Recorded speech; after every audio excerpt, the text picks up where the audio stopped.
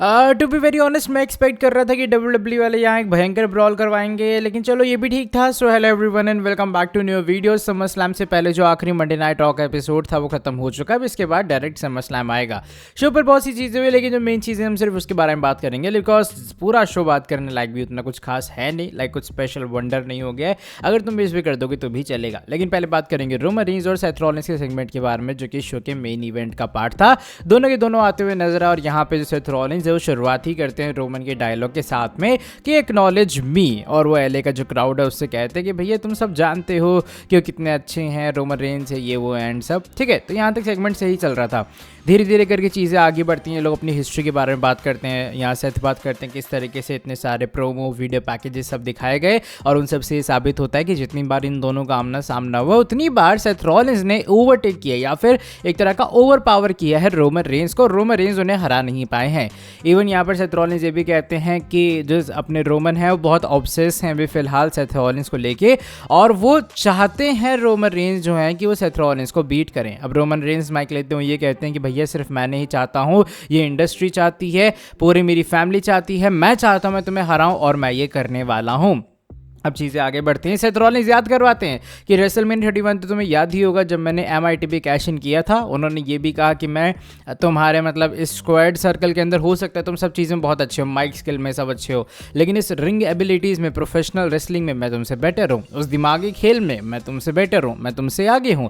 यहाँ पर जब वो रेसलमेनिया 31 को रिकॉल करते हैं वो तब करते हैं जब यहाँ पर रोमन कहते थे कि भाई उनकी फैमिली आएगी। तो सेथ कहते थे तूने कुछ हफ्ते पहले कहा था कि तेरी फैमिली आएगी ये देखने कि तू मुझे हरा पाएगा। एक्चुअल में तेरी फैमिली आई तो रेसलमेनिया 31 में भी थी, लेकिन तब भी मैंने तुझे हराया और तेरी फैमिली को रोते हुए घर वापस भेजा। और वो कहते हैं मैं चाहता हूँ कि समर स्लैम के अंदर भी तेरी फैमिली आए ताकि उन्हें पता लगे उनका डैड जो है वो एक लूजर है, उनका जो डैडी है वो एक हारने वाला इंसान है, और जो उनका डैडी है वो हारा जाएगा समर स्लैम के अंदर। यानी एकदम प्रोवोक करके रख दिया। एंड इवन सेथ रॉलिन्स ये भी कहते हैं वो चाहते हैं कि वो रोमन रेंज की फैमिली को एक बार फिर से रेसलमेनिया 31 की तरह रोता हुआ घर भेजें। बस रोमन रेंज का हो जाता है भाई, यहाँ पे वो मारने लग जाते हैं सेथ रॉलिन्स को, एकदम दबा के मुक्का लात स्पीयर भी लगा देते हैं।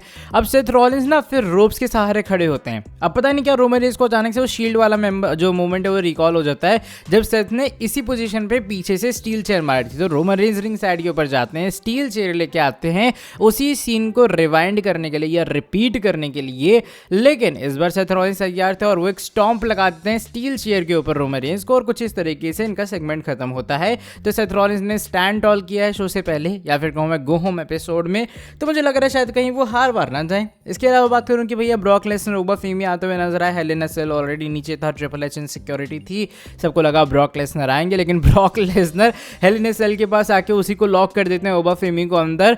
एंड ओबा फीमी ने प्रोवोक करते हैं कि भैया आ जाओ, तुम कब तक भागोगे, ऐसा है वैसा है, लेकिन ब्रॉक लेसनर पास आते हैं, मिडल फिंगर दिखाते हैं ओबा को, ओबा दिखाते हैं ब्रॉक को, और ब्रॉक कहते हैं कि भैया मैं तुम्हें मिलता हूँ बिच समर स्लैम के अंदर। तो ये कुछ तरीके से WWE ने ब्रॉक और ओबा को बिक किया। इसके अलावा सोल रूका अपनी चैंपियनशिप हार चुकी हैं। राकेल रॉड्रिगस एक बार फिर से अपने न्यू चैंपियन बनी है, जो कि वुमेन्स IC चैंपियन है।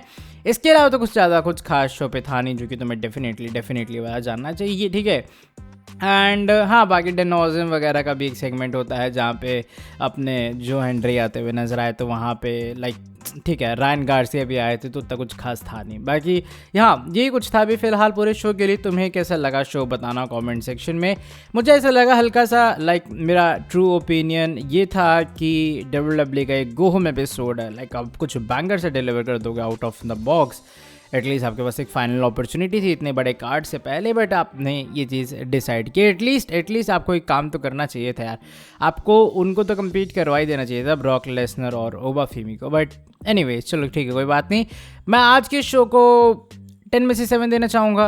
आखिरी का सेगमेंट अच्छा था, बट स्टिल यार इससे बेटर हो सकता था, आई नो। ठीक है चलो वीडियो खत्म करते हैं यहीं पे। वीडियो को पसंद आई अगर तो मैं वीडियो को नीचे लाइक, चैनल को सब्सक्राइब और बेल नोटिफिकेशन को ऑन करना। तुमसे मिलूंगा कि नेक्स्ट वीडियो के अंदर, तब तक के लिए till then bye bye, take care.